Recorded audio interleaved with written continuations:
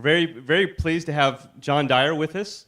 John is a programmer doing some fantastic work with the Digital Bible Society and I think through another organization. Is that right, John? And also through Dallas Seminary. He's a Dallas Seminary grad, and so we are very pleased to have him here. He's also the author of From the Garden to the City, a book on theology, theology of technology.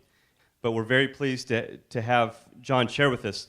As technology continues to evolve, as mobiles continue to have an increasingly large impact on our lives in every area, I think this whole idea of a theology of technology is more and more important. And so we're very pleased to have someone like John here to open our eyes to some of the questions we need to be asking and things we need to be thinking about. So please welcome John.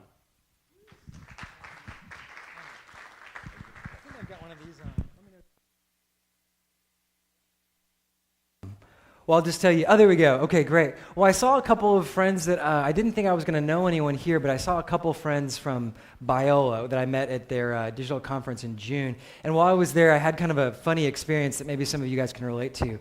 I, in between sessions, went over to the restroom, and while I walked over there, I decided, like many of us do, to start checking my email. So I'm checking my email, and I decided to take it, into the bathroom and continue the process of checking.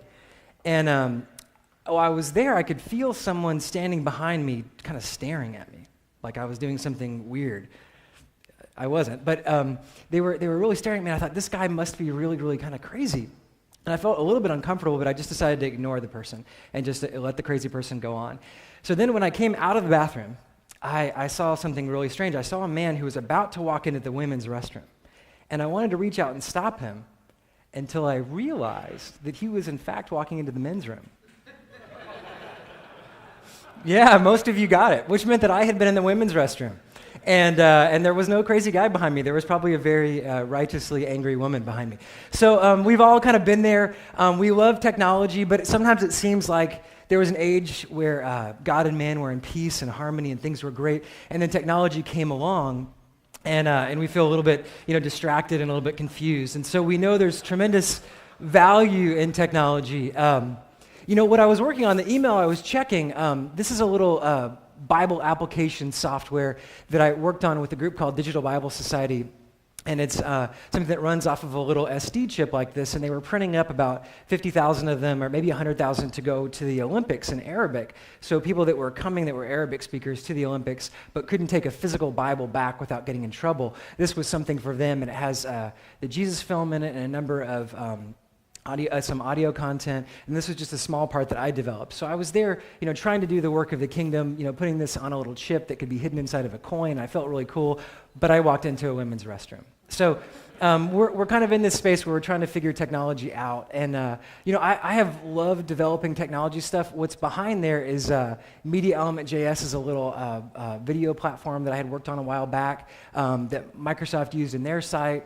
What's behind here, I'm sorry I kind of messed this up, but what's behind here is a little video application that, let me move this here so we can see it. This is a little video application that Dallas Seminary uses that you can see, the video content on the left, there's some slides on the right and transcription on the lower left, and we have a lot of this in Chinese as well, so we're able to reach a much wider audience than we could reach from just Dallas. So those are the kinds of things that I end up liking doing. I also ended up working on some additional, let's see here. Let me get this to move along here. Some other little Bible tools over time. So one of the tools that I've worked on is a little software called Bibly, which is software for having a, let me move this back here. Bibly, you can see that little thing up there. It's just a Bible URL shortener. Best commentaries like Rotten Tomatoes for commentaries. So this is the kind of stuff I love doing. But what I wanted to really do was to think, in all of this stuff that I work on, how does this all relate to God's story? And this is a visualization of all the chapters of the Bible and the cross-linking between them. How does all of this relate to the story that God tells in the Bible? And so I look at the story with the creation, fall, redemption, and restoration kind of paradigm, looking at it that way, as it telling this kind of complete story of what God is doing to restore the creation. And when I see, it seems like over and over and over again, we find that technology is this God-given transformative force. So what I'm going to do is walk through these 4 things and pull out 10 little nuggets that you can take home with you that hopefully will just encourage you in the ministries that you're doing. And even when you talk with people that are maybe worried about technology or excited about it, that you can help give them some balance in all of what they're thinking about. So when we get to Genesis 1, we see God creating all kinds of things. He creates the fruiting things bear fruit, the flying things fly, the swimming things swim. This is some literal Hebrew, how it would actually read. And then he comes down to create humans, and if each of these creatures are sort of defined by their function, he comes along to humans and he says, let's make humankind, let's make them in our image. This is sort of our function. This is what we are. We are God's image bearers. So flying things fly, swimming things swim. We bear the image of God in Genesis 1. And then we move into Genesis 2, and he kind of unpacks that a little bit. And it says, okay, the creation is beautiful. It's wonderful. There's all kinds of plants and flowers and animals, but there's a slight problem. And that slight problem is that there's no one there to work it, to cultivate it. And so he puts the man in the garden there to both cultivate it and to keep it, to create things. And if you think about Adam cultivating that garden, this is a process that's going to require tools. This is going to require that he build, bridges over rivers, that he's going to move plants from here to there. So this act of creating, of tool making, is something that's built into the creation before the fall, before sin, before any of that. Part of our image bearing with God is to create. So we've got, shovels here that we would reflect the image of God and that we would cultivate the garden. So before we even needed the gospel, we were called to be making things and creating and using tools. This is part of who we are. And we all know that the first thing we can just see is that anytime we're creating and using technology, we're reflecting the image of God. Even Steve Jobs, when he makes pretty laptops, he's reflecting the image of God, whether he is doing it intentionally or not. But if we move in and we start actually thinking about this activity, here's where it kind of gets a little bit catchy. So we all know that there's good uses of technology, like a shovel. We could use it to build a church. We could also use it for bad things like axe murdering people and burying their body parts. So we know that there are good uses of technology and bad uses of technology. And we all want to do the good things, right? We want to put Bibles on the internet and not pornography. We want to put discipleship materials and not how to blow up things. This is what we feel called to do. But sometimes we make this conclusion that because there are good things and bad things, we'd say, hey, well, technology is just neutral. It doesn't really matter. As long as we are using it for good and not for bad, we're set, right? That seems like a logical argument. But when we think a little bit about just something like a shovel, and this is a picture of my son with his grandfather out in Oregon digging. He dug all day with my grandfather, and he found that at the end of the day, he had little blisters on his hands. So that whenever we use a tool to do something, to transform the world, to make some kind of activity, it also does something to us. And that might be seen as negative. Blisters might be seen as negative, or maybe those blisters turn into calluses and you think that's kind of cool, or maybe you get bigger muscles or knowledge of the soil, and those are good changes. But no matter what you're doing, whether you're building a church or axe murdering people, it doesn't really matter if you're doing it for good or for evil. That tool will change you. It will transform you. So we do this all the time when we go into the gym. We choose which tool we want to transform us which way. And that all depends on, if we want long, lean muscles or large, powerful muscles. We choose which one will transform us. And the same thing is happening with reading. So when we think about paper books versus Facebook, and you look at, say the Western canon, a bunch of the classic literature books that have happened in the last 2,500 years, and that's how many words they are. Now, most of us don't think that we can read that much material in a given year, but if we consider how we operate on Facebook, maybe 3 times a day, 30 friends, 60 words for each post, 365 days a year, that's more words than all of those books combined.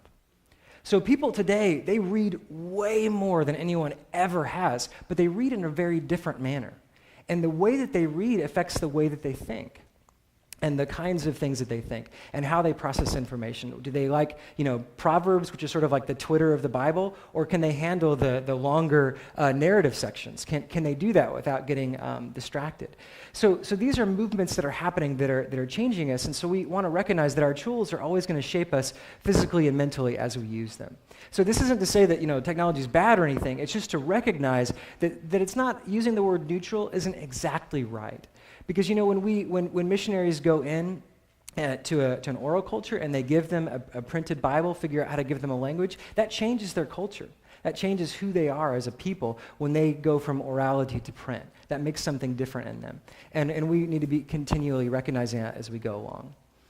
So this is why I say technology is this God-given thing, but it's also a transformative force, and we want to keep unpacking that as we go along. So as we move out of creation into the fall, isn't that funny that company chose that as the symbol of their hope, So we move into the fall, and Adam and Eve, they introduce sin and evil into the world.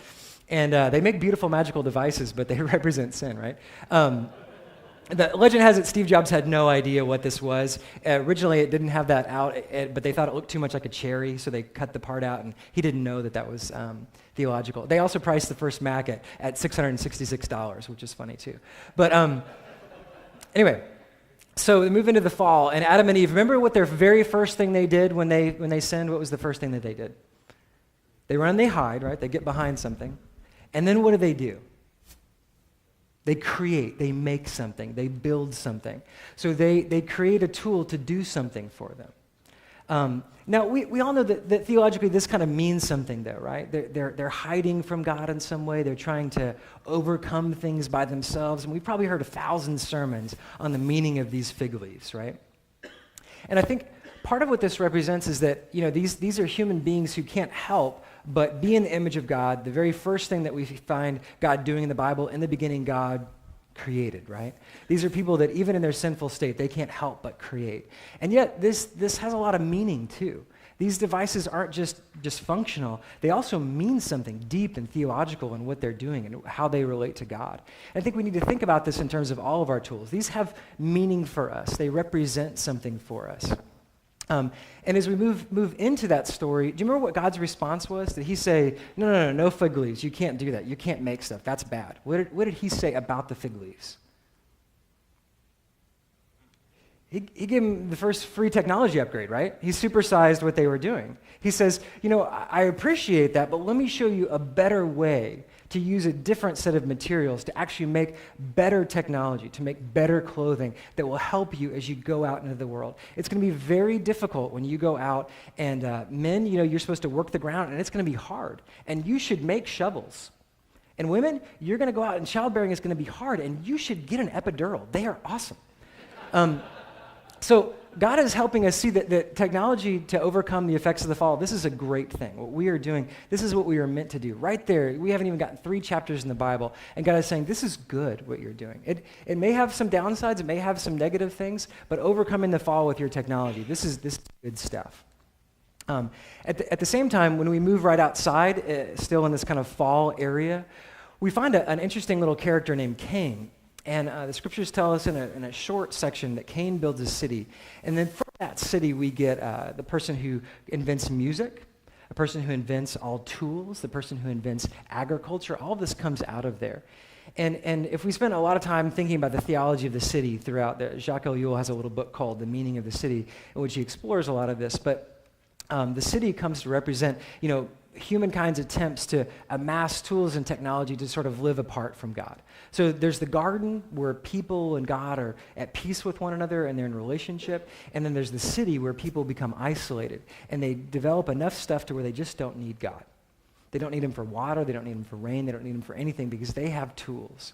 And this is what the city comes to represent. It's always, even Jesus, sometimes he blessed people and sometimes he cursed people, but when he talks about cities, he always curses them. So cities have this representative character that is man's sort of attempt to shun God, to create a way where they can live apart from him. And yet, God in his grace allows all of these beautiful things like music and art and technology and agriculture. All of this stuff comes from the city. So there's always this strange intermixture of sin and evil and good and bad happening at the same time. And this is the forger of tools and iron. So we can see that in some way, technology sometimes for some people can become a way of escaping God, of distracting themselves. So Blaise Pascal, who was writing 500 years ago, would say, all of man's problems derive from his inability to sit alone in a room quietly. And so what he meant by that was that when we sit in a room quietly, we're faced with all of these evil and something that we know is wrong. And so Pascal goes on all of these ways that we try to distract ourselves, to find ways to not deal with what's going on. And now we have, more ways of doing that. These are also opportunities for us to reach people, though, too, right? This is the good part, is that the more distractions people have, we have a chance to reach in there. And here's kind of how this works. One way of thinking about all of technology is that technology functions as an extension of ourselves. So this microphone, what is it extending of me, my natural ability? My voice, right? So I can't project my voice. I've never learned how to do that. I need a microphone. A telescope, what does it extend? Your eyes, right? Okay. And cars. So we could go on and on, and we could think of how each technology extends some natural human function. And the more we use it, the more sometimes we become dependent upon it. And then, we use cars a lot, so we don't exercise, and then, we get a little bit physically unable to do things. If we use microphones, we sometimes can become unable to project our voice. I use a lot of electronic Bible software, and I often can't find passages without searching for them, right? So it extends my natural mind, but it also can sometimes take that away. So if we think about this idea of technology extending something of us, and we think about our natural capacity to speak to a number of people, so we have this mouth, and it helps us speak to people. And when we put a microphone in the equation, now we can speak to a lot of people. So it's extending and amplifying this ability. I can now speak to the whole room in a relatively quiet and hushed voice. So when someone speaks out of turn, when someone uses this technology to do something bad, is the fault the technology? Did the technology make them do it? Does Facebook make you stupid? Does Google make you stupid, like the articles say all the time? Is this what happens? When Jesus says, out of the mouth flows things that come from technology, right? That was the passage, No, he says what comes out of the mouth is what comes from the heart. And when we have these broken hearts, this becomes a problem because, like James would say in James 3, that we're basically hooking up a flamethrower to this horrible device of the heart. And when we hook the tongue up to it, so James is worried about the tongue and the heart, and we've got this even bigger thing that's connecting and doing all of this stuff. But we have to recognize that the root problem is still going to be this heart thing, that whatever we're doing with technology, we're still wanting to remember and not focus on this level, but to still be able to focus down here in the heart that we're trying to reach. The technology doesn't make you do anything, but I think we do have to notice that technology does afford things that weren't possible before. Everyone in this room has access to unlimited pornography right now. Any conference 20, 30 years ago, that wouldn't have been possible. But technology affords that. It also affords us to have unlimited biblical material, unlimited Gangnam style videos, right? We can get to anything. Technology affords that, and it increases availability. And this is always a double-edged sword. Biblical materials are available, so are a lot of illicit other things. The technology doesn't make us do anything, but it does change the world. Right now, we're all able to get on our laptops and do email, and all of that stuff is possible, and we feel like we want to. I feel like I installed PhoneGap and made an application earlier today. That's how impelled I feel, and everyone in our world is feeling that way. And you can imagine that when you replace a microphone with a device like this, if a microphone extends one thing, and this device extends even more things, you think, gosh, this is even more powerful, because it extends more of who we are. I think Brad said yesterday, he was talking about how the phone is such an intimate device, that the things people hear on a phone or see on a phone, they take more seriously because it feels so intimate. So what we're doing is not just about the content that we're delivering, but recognizing that the technology itself is very powerful because of the way that it connects to people. So technology can be a way of escaping God, but that can also be the very place where God reaches them, and that's what we are all doing here.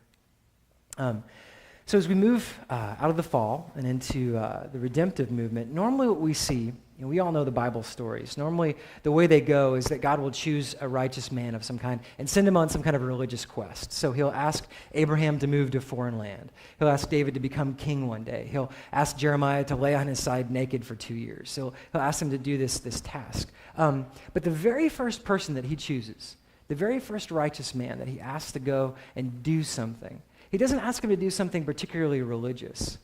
Remember, this is the God who can part the Red Sea. This is the God who can send flaming chariots. This is the God who can raise from the dead. But the very first activity he has a righteous man do in the Bible, do you remember what it was?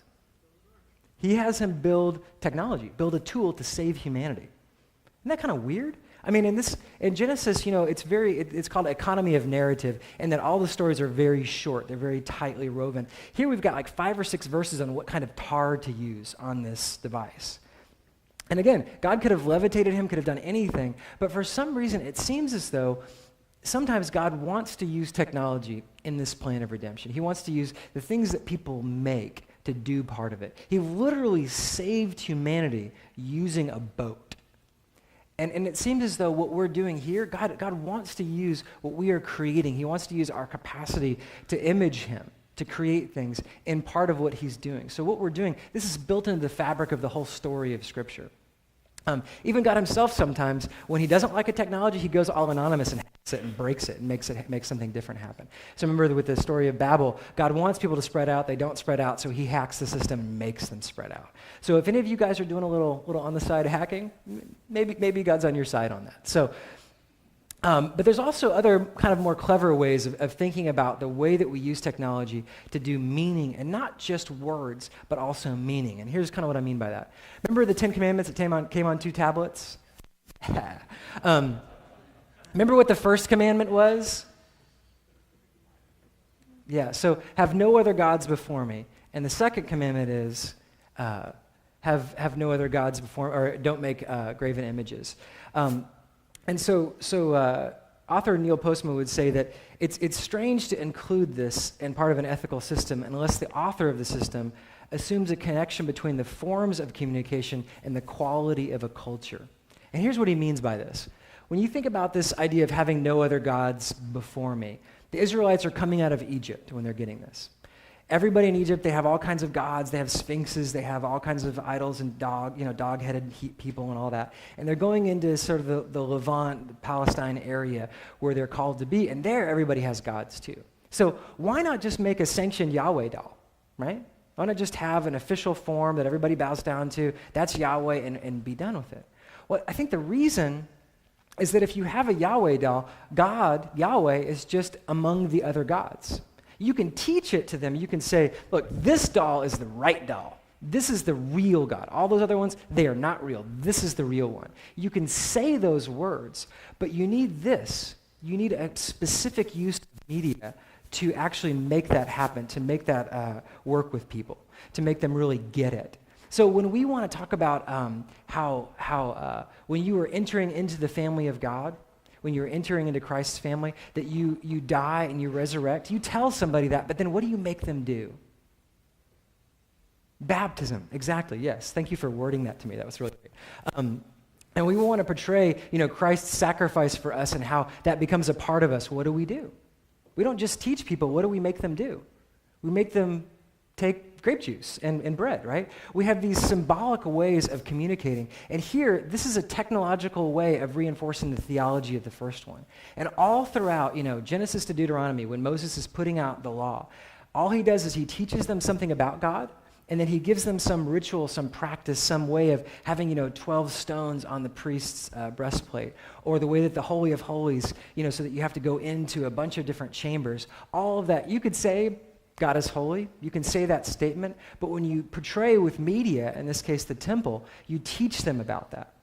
And all of this is a way of talking about how media itself communicates, not just the words that we give, but the media itself. Let me give you an example of this.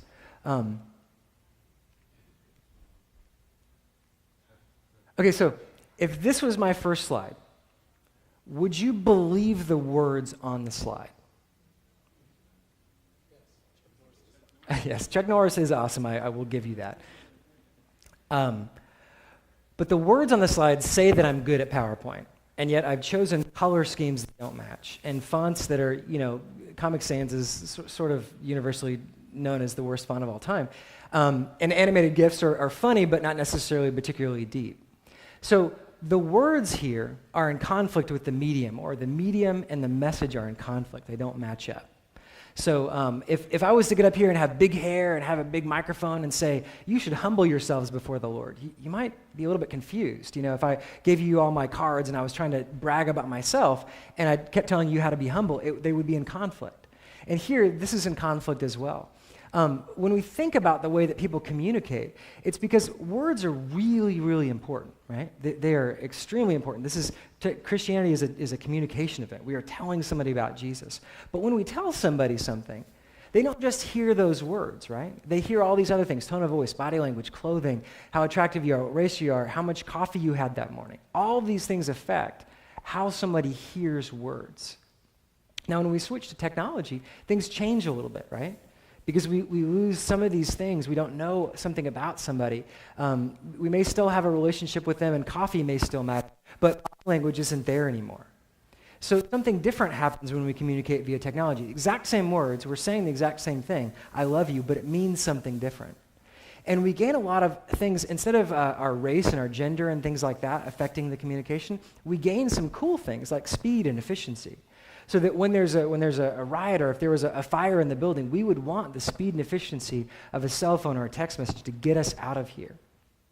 But when we move to some other technology, sometimes we lose even tone of voice, so that when we disagree with someone, sometimes that can, you guys have never had this happen, I'm sure, in your own ministries, where you emailed someone and someone misunderstood them. That's never happened to you guys, right? Never. So no one has ever, misunderstood your tone. They didn't get that you were joking or something like that. Or maybe you were a little bit hot to trot about something, and rather than waiting till you cooled down and talking to them, you fired off that email and you immediately wished you could push it back. That's never happened to anybody in this room, and I'm glad. But to me, it's happened a few times, where some of these things, these priorities of the device, have sometimes overcome what I want to do, and it can come across as anonymous and cold and harsh. So what I'm doing here is not at all intending to talk down about technology, but just to recognize this idea that in many ways the medium becomes the message. So what we do with that medium sometimes really matters. Like, for example, when we move from an oral culture where all the knowledge is in people's heads, to a written culture, suddenly the people who know how to read and write become more valuable.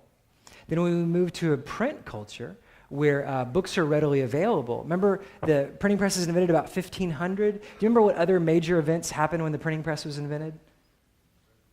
Yeah, the Reformation. So the Pope went down, and also the formation of democracy comes up in the United States and in different countries. So it didn't really matter what people put on the medium of the printed book, but the fact that the printed book was there radically transformed society. And the internet is doing the same thing. I'm going to give you one other illustration of this. I want you to read this sentence and just think about how it makes you feel for a second.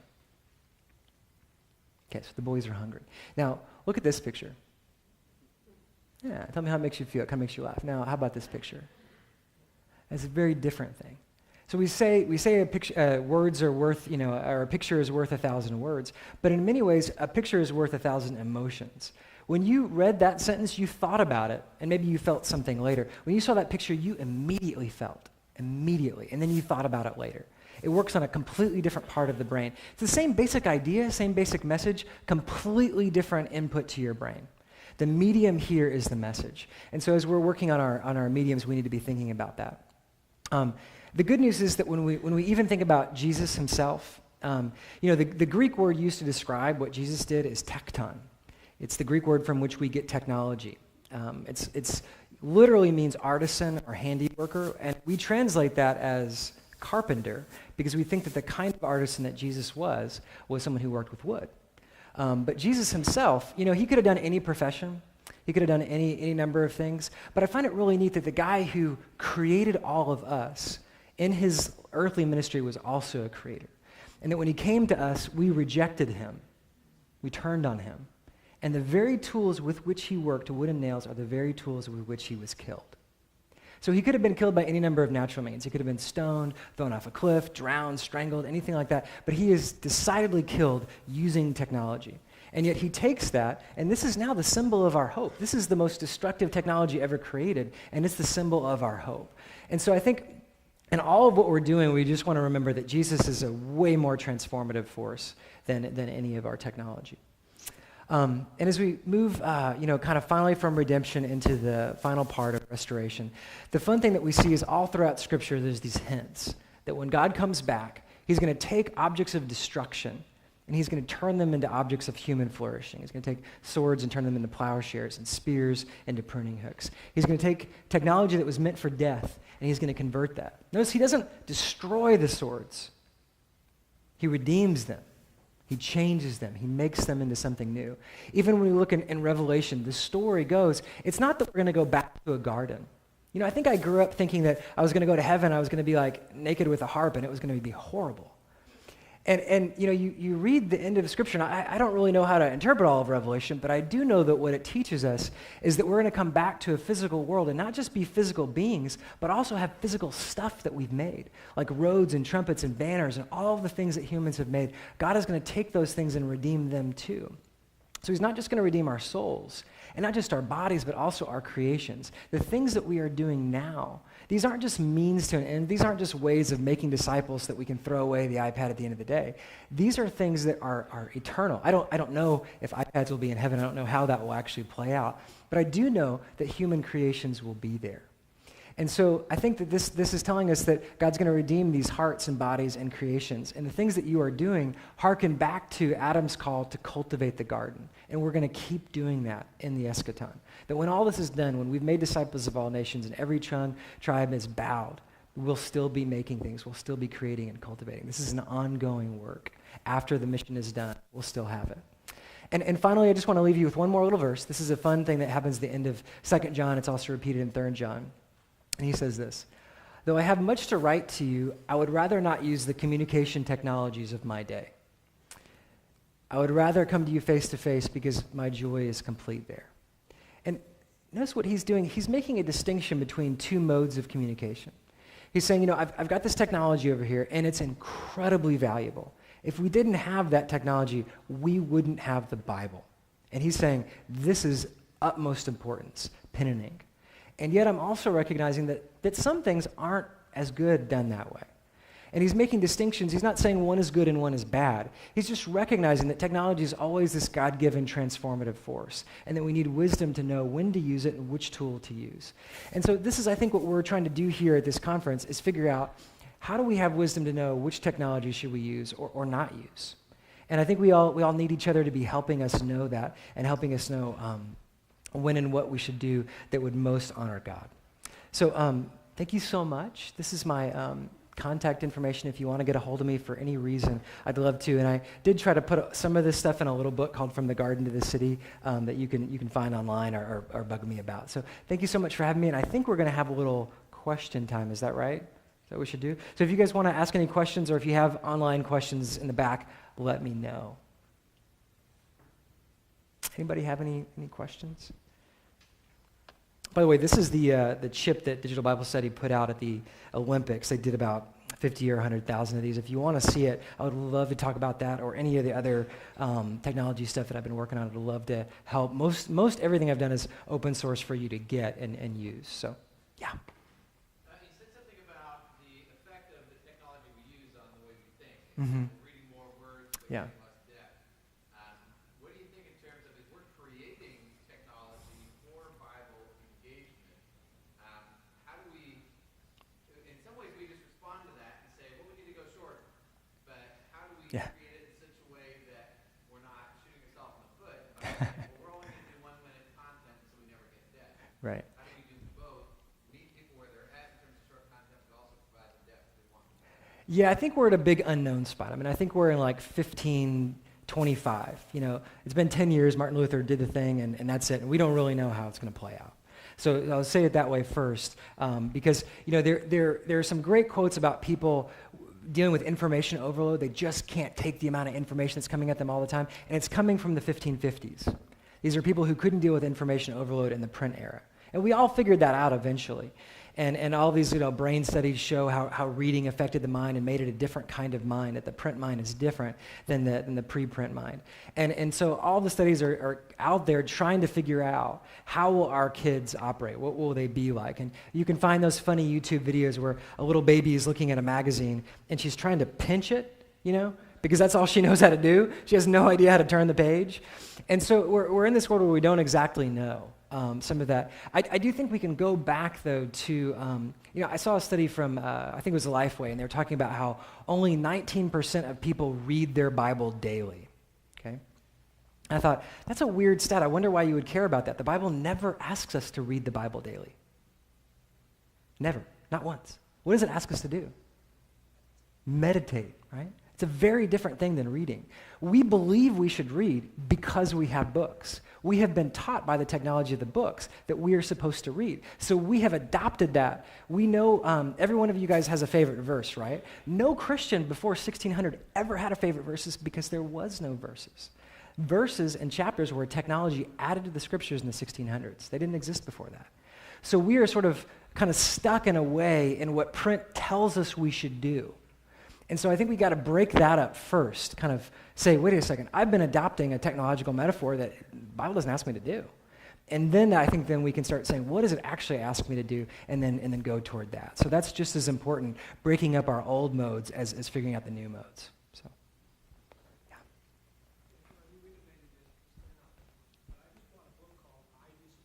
Okay. Mm-hmm. Yeah.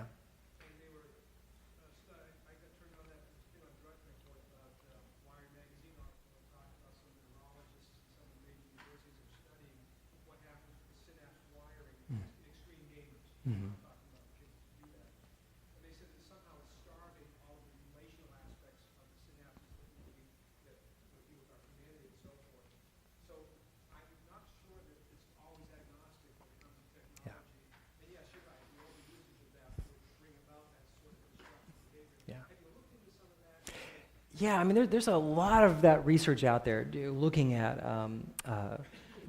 from a more destructive perspective of what things are really happening. There's some great books on, the game. I think the gaming and the pornography seem to be the two things that seem to be the most destructive when, in any capacity, and then gaming in a lot of capacity. And there's a lot of stuff out there that is really kind of scary, and it's just a reality. I mean, there's nothing that it's good to know about and know that this is happening, and then be able to reach people. But it can take a while to shift somebody out of that.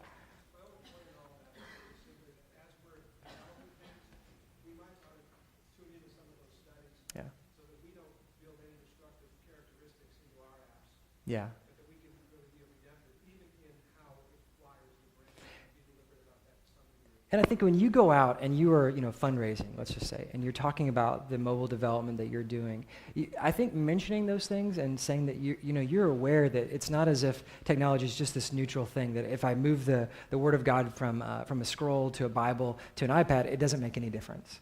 If you can acknowledge that part, I think that makes people feel a lot more comfortable that you aren't just one of these guys that wants to use every new thing, but that you recognize that you need some balance in that. Yes. You quoted Marshall Mulholland. Yeah. Marshall Mulholland on the medium is the message. Yeah. He talks about cold media versus hot media. Mm-hmm. Things are changing. He was dealing with television era at the time. Right. We're shifting into that cold. Yeah. What used to be hot is now cold. Yeah. And what's happening is, what we were talking about, is rechanging the way the wiring and the thinking as we're going on. Does that change the process of conversion? Because we're used to our linear type of way: sin, guilt, got to confess, and then you end up becoming a believer. Does it change the way we actually process what conversion it looks like for a technology wired population? Yeah, I'll say yes to a previous error, and I'll say it this way. How many of you guys really feel like you understand in Acts when it says, you will be saved, you and your household? It's kind of weird, right? Because we believe that I say a prayer in a corner of my room, or I click a button on a GMO website. I pray the prayer, right? That's what I do as an individual. Well, the concept of the individual is very much a print era thing. So we have started to believe in individual salvation in the print era. So before that, it would make sense for you and your household. That verse made sense to somebody before 1500. It doesn't make any sense to me. So I think that the print era gives us the individual, that it seems like this digital, social, whatever we want to say, there's some social reconnection, and I think you may see a lot of what you were talking about these network effects being greater than they were, or we're trying to get individuals to pray prayers. We may be seeing the group thing again. I don't know, though. It'll take some time to figure out. But that's why I found what your talk just fascinating. So thank you so much. I think you were next, and then, oh, I'm sorry, you've got the mic. Why don't you do you, and then we'll do you. Okay. I was interested you also quoted Neil Postman. I thought that's where you actually got the quote about the medium changes the message. And I just wondered, there's a quote that he wrote here, "The screen is so saturated with our memories of profane events, so deeply associated with the commercial and entertainment worlds, that it is difficult for it to be recreated as a frame for sacred events." I just wondered if you wanted to respond to that. So these two guys, Marshall McLuhan writes kind of in the 60s. He talked about the electronic global village, and people thought he was great, and then it didn't happen, and then he died, and then it happened, and now they love him again. So that's kind of how it went. And then his student was Neil Postman, and Postman was at NYU for a while. And both of these guys can come across as a little bit curmudgeonly in a lot of ways. I think they can be really helpful, and sometimes it seems like Postman wants to live in the 1800s, but with lights and antibiotics. You know what I mean? He kind of wants to have it both ways. So he wants a very rich, literate culture, but he also wants benefits. And I think he's fantastic, but I wouldn't take everything he has to say just because sometimes it comes across so negative. So he's worth listening to and thinking about. Why is it that a lot of times when you turn on religious programming, sometimes it can feel kind of schlocky. I mean, not always, because I know some of you guys produce insanely awesome stuff. But then you turn on the TV and you go, gosh, this doesn't seem like that. And it seems a little bit more simple and entertaining. And it seems like that medium gives you that. So I think he's got something there. I just would never want to be quite as overly, apocalyptic as Neil Postman. I watch Revolution for my apocalypse, but you guys like that show? I don't know. Anybody else? Yes. Yeah, I love what you say and the truth of what you have to say. In the church, there's this huge digital divide right now, and the church is losing millennials at an astronomical pace. And a lot of it is there's that negative. Mm-hmm. Everything about them is negative from the 80% that are still in the church that are seeing these young ones leave. How do we get this message that there isn't, not to attack the technology and make them bad and wrong, but rather adapt? Because I agree with you. We're in the 1550s. We're dealing with this huge transformation. But how do we help the existing church transform and accept what right now they view as very, very negative? Yeah, I do think you can talk about technology and anything that you're doing, sermons. And I know we're probably almost out of time. I know we need to switch. So just let me know, whoever's running the show. But that I think you can talk about this stuff in little ways, even in sermons. When you're talking about relationships, you can talk about technology. I think you can work it through in a lot of areas in what you're talking about. I start with that example of the shovel giving you blisters because it's a non-threatening example. If I started with the Facebook versus books, people would get offended, So you start with something that people aren't going to be offended with and then move in. So I think that's, part of that. The other thing that you mentioned about the digital divide, I have some neighbors who are Bulgarian. They moved over here from Bulgaria. They had their first son. He's 15 now. He wants to be American. They want to be Bulgarian. They want to eat Bulgarian food, speak Bulgarian. He just wants to be an American kid. They have a cultural divide in their house. Right next door is the most waspy couple you could ever meet, right? White American Protestant. And there, the parents want to do books and the kids want to do text. Same thing. Two different languages, right? Bulgarian English, print text. They're two different cultures with two different value sets. And so I think to restore what Timothy and Titus say of us, younger people being able to respect our elders, we have to learn that skill. Our technology does not teach us that skill. I would never ask somebody in an oral era. I'm always going to go to the oldest person in the room because their hard drive is the biggest, right? There's nowhere else to go. I have to go to the person that has the most data. I'm not going to ask Justin Bieber about relationships. I'm going to ask Sean Connery, right? But in this world, I'm going to ask Google because it has the most information. And so I think we have to uncover that from both directions, from both cultures have to sort of come together, and it's just going to be a little bit by bit. So I don't know if that helps at all, but do you have time for any more, or should we move on? Yeah, we do need Okay, to. great. Thank you guys Big so hand much. for I really John. appreciate it.